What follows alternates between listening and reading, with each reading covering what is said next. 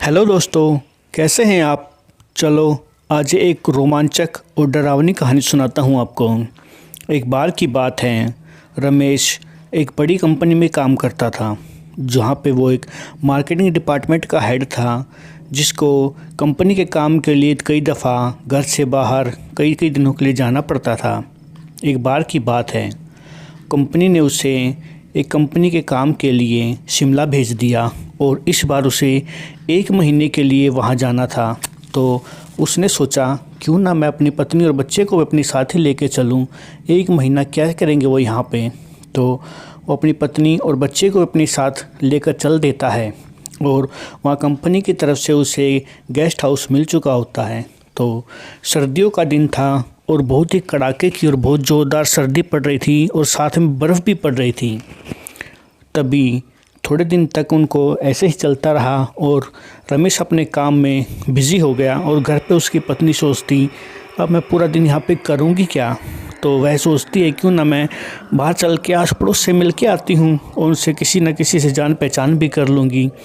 तो अपने पड़ोस में रहने वाली एक महिला से मिलती है और उससे अच्छी खासी जान पहचान हो जाती है।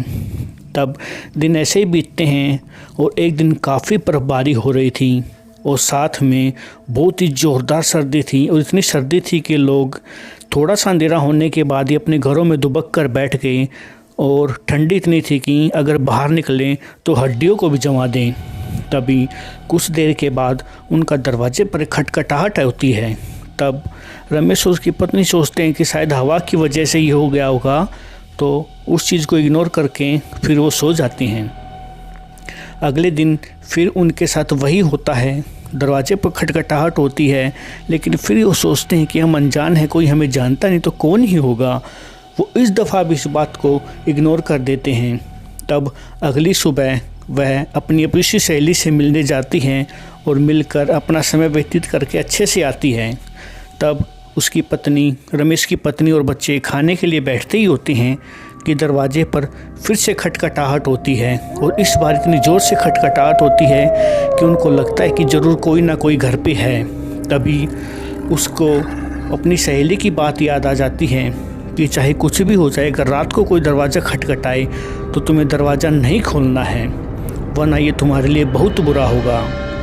तब उसकी सहेली उसको इस रहस्य के बारे में बताती है कि यहाँ कुछ समय पहले ऐसे ही कड़कड़ाके की ठंड पड़ रही थी और यहाँ पे एक हादसा हो गया था, जिसमें घर के ऊपर इतनी ज़ोर से बर्फ़ गिरी कि वो पूरा घर ही ढह गया। क्योंकि चट्टानों के ऊपर घर होते हैं तो जल्दी ढह जाते हैं, लेकिन उनमें एक बच्चा, परिवार में से एक बच्चा ज़िंदा बच गया। तो उसका पूरा परिवार तो ख़त्म हो गया और बच्चा ही बेचारा भूख प्यास से इधर उधर भटक रहा था।